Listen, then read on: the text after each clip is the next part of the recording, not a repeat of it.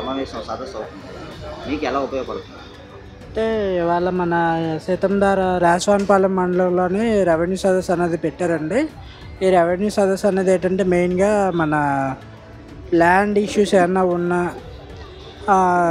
Like 1B కానీ అడంగల్ కానీ next 22A కానీ ఏవైనా ఉంటే ఈ రెవెన్యూ సదస్సులో ఫిర్యాదు తీసుకోవడం, లేదంటే అది పరిష్కారం అన్నది ఎంతవరకు వచ్చిందన్నది చెప్పడం, ఇలాంటి వాటి మీద మెయిన్ ఫోకస్ మీద మన గౌరవ ముఖ్యమంత్రి నారా చంద్రబాబు నాయుడు గారు పెట్టించారు.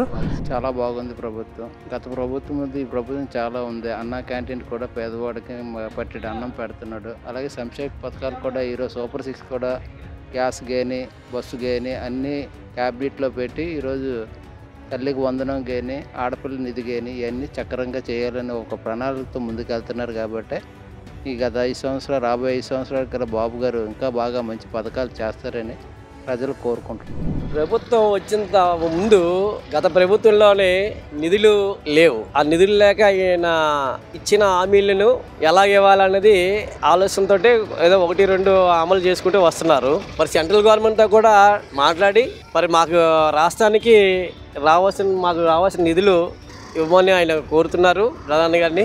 ఆల్రెడీ గ్యాస్ ఇచ్చారు, గ్యాస్ ఆల్రెడీ సప్లై అవుతుంది ప్రజలకి. మరి కొన్ని పథకాలు అంటే మరి టైం పడుతుంది. మరి అక్కడ నిధులు లేని పక్షాన ఆయన నెమ్మదిగా ఇచ్చుకుంటూ వస్తారు. ప్రస్తుతానికి మాత్రం బాగానే ఉంది. పెన్షన్ విషయంలోకి వస్తే వాలంటీర్లు ఉంటేనే అవుతుంది అని అనేవారు. ఇప్పుడు వాలంటీర్ లేని పరిస్థితి, ఇప్పుడు వాలంటీర్ అవసరం అంటారా పెన్షన్ విషయంలో? అవసరం లేదండి. వాలంటీర్ వ్యవస్థ ఉండి వాళ్ళు ఏడ్ చేసేవారంటే డోర్ టు డోర్ వెళ్ళి వాళ్ళు ఓటు మమ్మికం చేసుకునేవారండి వైఎస్ఆర్ పార్టీ. ఇప్పుడు అలా లేదండి. నేరుగా వెళ్ళి స్వతహాగా వెళ్ళి కార్యకర్త వెళ్ళి కూటమి ప్రభుత్వంలో ఉన్న సభ్యులందరూ వెళ్ళి డోర్ టు డోర్ వెళ్ళి 5:30కి వెళ్ళి పెన్షన్లు అందజేస్తున్నారండి. సక్రమంగా జరుగుతుంది. పెద్దలు ఇబ్బంది పడట్లేదండి. మంచం మీద ఉన్న వాళ్ళకి కూడా తీసుకెళ్ళి అందజేస్తున్నాం. దాని మీద కూడా మీరు అన్నీ కూడా సక్రమంగా జరుగుతుందండి. ఈ 6 నెలల్లోని కూడా రాష్ట్ర ప్రభుత్వాన్ని, అధికారుల్ని అందరినీ కూడా చంద్రబాబు నాయుడు గారు పరుగులు పెట్టిస్తున్న పరిస్థితి అందరికీ విధేయతమే. ఎందుకంటే గత 5 సంవత్సరాల్లో రాష్ట్రంలో కానీ ఎస్పెషల్లీ విశాఖపట్నంలో కానీ అనేక ప్రాజెక్టులు ఆగిపోయిన పరిస్థితి మీ అందరికీ తెలుసు, ప్రజలందరూ కూడా చూశారు.